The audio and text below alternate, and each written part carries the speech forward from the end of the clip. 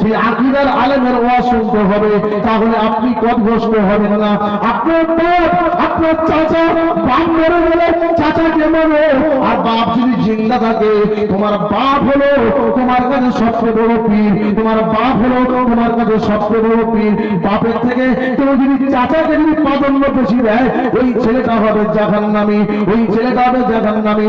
ও যুবক ছেলেরা, নওজওয়ানেরা, আল্লাহ রাসূল বিশ্বনবী মদিনা শরীফে লুকিয়ে লুকিয়ে মক্কার জমিনে আল্লাহ রাসূল লুকিয়ে লুকিয়ে কোরআন তেলাওয়াত করবে, আল্লাহ রাসূল কোরআন তেলাওয়াত করবে, আল্লাহ রাসূল কোরআন তেলাওয়াত করবে। আর রহমান আল্লামাল কুরআন খলাকাল ইনসান আল্লামাহুল বায়ান। আল্লাহ রাসূল যখন কোরআন তেলাওয়াত করে, আল্লাহ রাসূল এত সুন্দর কোরআন তেলাওয়াত করে, জিনেরা সহ্য করতে পারে না, জিনেরা সহ্য করতে পারে না। আল্লাহর বাণীর উপর নবীর মুখ থেকে তেলাওয়াত দেওয়া হয়, বিশ্ব নবী তো যখন বাদশা যখন কোরআন তেলাওয়াত করে, ইহুদিরা পর্যন্ত বাড়িতে বসে থাকতে পারে না, ইহুদিরা ছুটে ছুটে চলে যায় আল্লাহ নবী তাবুর পাশে। কোন ইহুদি? আবু জেহেল, আবু লাহাব, উতবা, সাইবা, 4 নম্বর মাল, পুরো 4টে রকেট মাল। কি 4 নম্বর মাল কাদের নাম বললাম? পুরো রকেট, একদম পুরো ইসলামের দুশমন। এরা রাসূলের কোরআন শুনবে না, হাদিস শুনবে না। আগে দেখে বলেছে, এ উতবা, এ সাইবা, এ তাইবা, ওই জায়গাতে আল্লাহ রাসূল কোরআন তেলাওয়াত করে, কি যেন বিড়বিড়ি বিড়বিড়ি করে পড়ে, ওই কোরআন কি বলে যেন বলে, ওই কথাগুলো তোরা কেউ শুনবি না, ওই কথাগুলো তোরা কেউ শুনবি না, ওই কথা তোরা কেউ শুনবি না। আল্লাহ রাসূল যখন বাদশা যখন জানিয়ে দিলেন, তো শুন আল্লাহুম্মা সাহাবারা জানিয়েছেন, ইয়া রাসূলুল্লাহ, হাবিবাল্লাহ, কত হাদিস শুনবে বাবা? বাইরের আলেমরা বসে আছে, বাইরের আলেমরা বসে আছে, তাদেরকে সময় দিতে হবে। আমি আপনার এলাকার ছেলে, আমার বাবাজি ভাইজানেরা, জানাজার নামাজ তো পড়বে, জানাজার নামাজ পড়বে। হযরতে ওমর ফারুক, আরো অনেক ঘটনা আছে বাবা। জানাজার নামাজের পরে দোয়া করার বদৌলতে আল্লাহ পাক তার কবরের আযাবটাকে আল্লাহ মাফ করে দিয়েছে। আজকের সাহাবাদের সঙ্গে ঝগড়া হয়নি, ফুরফুরাটি আবু বকর সিদ্দিকীর সঙ্গে হয়েছে।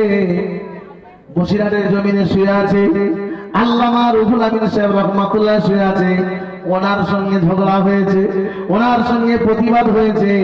জানাজার নামাজের পরে দোয়া চলবে না। বসিরহাটের জমিনে আল্লামা রুহুল আমিন সাহেব হুজুর যখন বাবা এয়ারপোর্ট জানেন, এয়ারপোর্ট জানেন, ওই জায়গায় একটা বাস হয়েছিল বাবা। ওই যারা বলেছিল জানাজার নামাজের পরে দোয়া চলবে না, কাঁচা মেরে পালিয়েছিল। বিহার থেকে জমিয়ে শুয়ে আছে মুফতি জিয়াউর রহমান সাহেব রাহমাতুল্লাহ আলাইহি। আল্লাহ পাক রব্বুল আলামিন ওনাকে আল্লাহ এত বড় ইলম দিয়েছিল, আল্লাহ পাক ওনাকে এত ইলম দিয়েছিল। ফুরফুরার পীর ইব্রাহিম সিদ্দিকী, ফুরফুরার পীর সাইফুদ্দিন সিদ্দিকী রাহমাতুল্লাহ আলাইহি বলেছিল, ফুলার থেকে জমিনে মুফতি জিয়াদ আলী সাহেবকে আল্লাহ এমন কোন ইলম দেয়নি, ওই যে ইলমটা দিয়েছিল ওই ইলমের নাম হলো ইলমে লাদুন্নি। যে ইলমটা 100-এর মধ্যে 99টা মানুষ, কেন 1000-এর মধ্যে 999টা মানুষ ওই ইলম পায় না। যত কাজ হয়েছে বাবা, যত কাজ হয়েছে কেরামের বিরুদ্ধে, যারা নামাজের পরে বিরুদ্ধে, আজকে সালে আমি ওই দাদা হুজুর পীর কিবলার সিলসিলার একটা খেদমত, সামান্য একটা নিকৃষ্ট খাদেম, আজকে আমার ওলিরা, আমার পীর মুর্শিদরা সারা জীবন বুক ফুলিয়ে চলেছে, তারা মেনে নিয়েছে। আল্লাহ পাক 4 ইমামের এক ইমাম, ইমামে আবু হানিফা রাহমাতুল্লাহ আলাইহির পথমত মেনে নিয়েছে। ও বাবা জি ভাইজানেরা, ওই জায়গায় আমার আল্লাহ রাসূল জানিয়েছে বাবা, ওই সব আলেমরা কোনদিন পিছু পা হয়নি।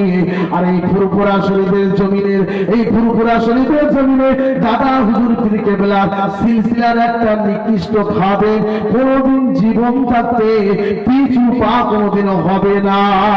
আমি একটা কথা বলি, আলামিন আল্লাহ কোরআনের মধ্যে বর্ণনা করে ও ক্বালা তাআলা ওয়া আম্মা মান খাফা মাকাম রাব্বিহি ওয়া নাহান নাফসা আনিল হাওয়া।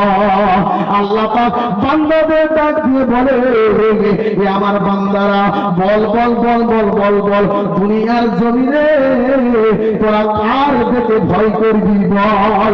আল্লাহ নিজে বলছে, কোন ফেরেশতা বলেনি, কোন নবী বলেনি, কোন ওলি বলেনি, কোন আলেম বলেনি। আল্লাহ নিজে বলছে, হে আমার বান্দা বান্দীরা, আমি তোদেরকে বড় ভালোবেসে তৈরি করেছি, আমি বড় ভালোবেসে তোদের দুনিয়ার জমিনে পাঠিয়েছি। তোরা একবার বল, দুনিয়ার জমিনে তোরা কার থেকে ভয় করবি? আল্লাহ পাক জানালেন ওয়া ক্বালা তাআলা ওয়া আম্মা মান খাফা মাকাম রাব্বিহি ওয়া নাহান নাফসা আনিল হাওয়া। আল্লাহ পাক রব্বুল আলামিন 30 পারায় বর্ণনা করলে আল্লাহ পাক জানিয়ে দিল কার থেকে ভয় করবি বল। দুনিয়া তুই কার দুনিয়ায় থাকবি? অনেক আলেমরা ওয়াজ করে, বাবা আল্লাহর ঘরে থেকে খারাপ কাজ করা যাবে না, আল্লাহর ঘরে থেকে আল্লাহর ভয় করতে হয়। আল্লাহর ঘর কোনটা? আল্লাহর ঘর কোনটা?